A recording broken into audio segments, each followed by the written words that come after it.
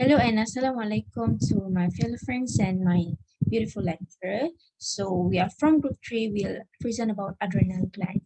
So the table of contents of this topic is first introduction of adrenal gland. Second is the function of adrenal medulla.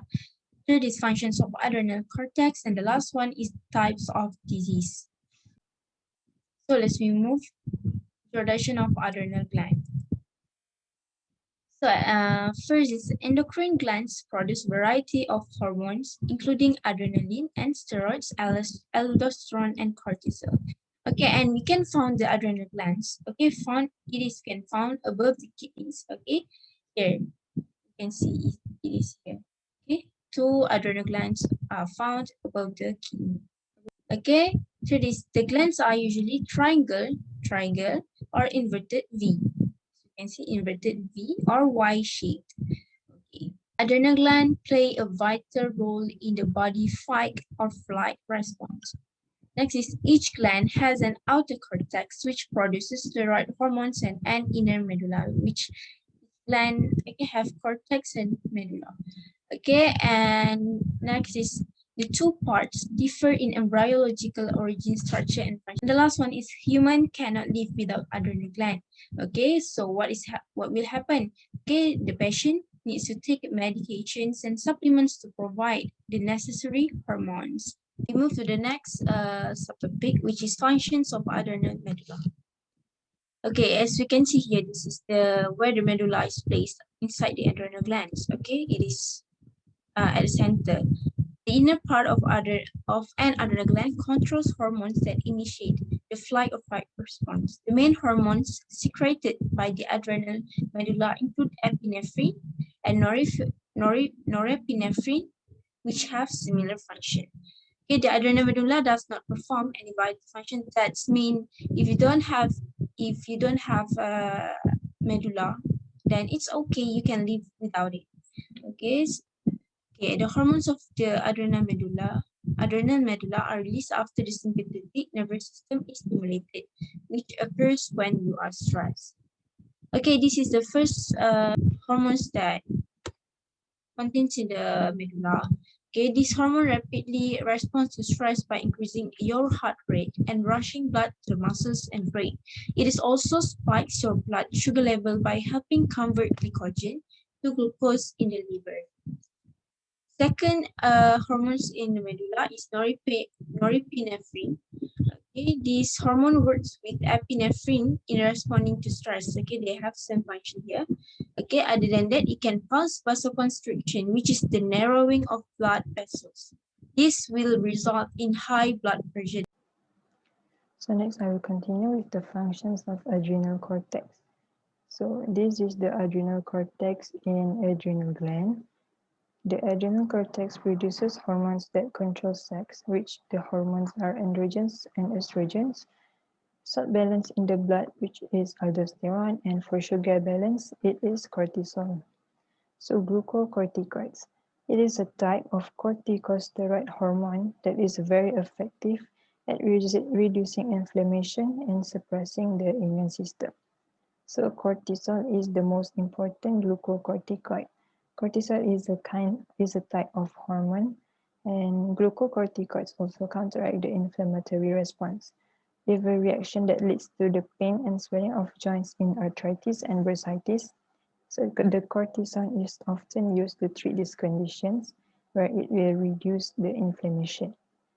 A very high levels of glucocorticoids in blood can suppress body's defense system, where it render an individual more susceptible to injury and infection. So how cortisol raises the blood glucose level? There are two ways. First, it promotes the breakdown of muscle proteins to amino acid. Then the amino acid is taken up by the liver to the bloodstream. And lastly, it will convert it into glucose. So the second way where it promotes the catabolism of fatty acid rather than carbohydrate. So this spares glucose. And when the blood glucose rise, it is beneficial for animal under stress. So next is mineral corticoids. It is produced by adrenal cortex to regulate salt and water balance. Aldosterone is the most important of the mineral corticoids. So aldosterone is a hormone in mineral corticoids. So it primarily targets the kidneys to promote the renal absorption of sodium and renal excretion of potassium, and it regulates blood volume and blood pressure. So next is a trionaluretic hormone, which we call it as ANH. It is a hormone that released by cardiac cells when atria of the heart are stretched due to increased blood volume. It inhibits the secretion of aldosterone from the adrenal cortex, and this will cause natriuresis, which is the excretion of sodium ions. So lastly, which is renin. Renin is secreted by kidneys when the blood sodium level and pressure is low. Renin is an enzyme that converts the plasma protein angiotensinogen to angiotensin 1, which it will change to angiotensin 2 by an enzyme in lung capillaries.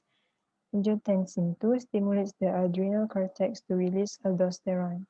This renin-angiotensin-aldosterone system raises blood pressure by when the angiotensin 2 constricts the arterioles, and aldosterone causes the kidneys to reabsorb sodium. So now I will pass to the next presenter. Okay, let's we continue to types of disease for adrenal cortex. For the first disease is Addison disease. It occurs when insufficient secretion of hormones by adrenal cortex. The most common cause with why adrenal cortex secrete insufficient hormones such as glucocorticoids and mineralocorticoids is because of inappropriate attack on the adrenal gland by the immune system. Okay, we can see on the slide the effect of the Addison disease. Our skin can be dark if we affect by the disease. Okay, we use the hormone replacement therapy to treat the disease. The treatment involves the replacement of the missing hormone. Left untreated, Addison disease can be affected. Okay, this is Addison disease. As we know, the Addison disease occur if adrenal glands not produce sufficient steroid hormones. There are several symptoms that can affect by the Addison disease, like a fever, syncope, convulsion, hypoglycemia, hyponatremia, and severe vomiting and diarrhea. Our skin can be hyperpigmentation at our face, and then our internal body also can be a low blood pressure, weakness, and weight loss. Its effect to our gastrointestinal, to nausea, diarrhea, vomiting, constipation, and abdominal pain. It also can affect our skin like vitiligo. Okay, this is example for vitiligo and this is example for hyperpigmentation. Okay, we can continue. Okay, we can continue to the next presenter. Next, I will talk about Cushing syndrome.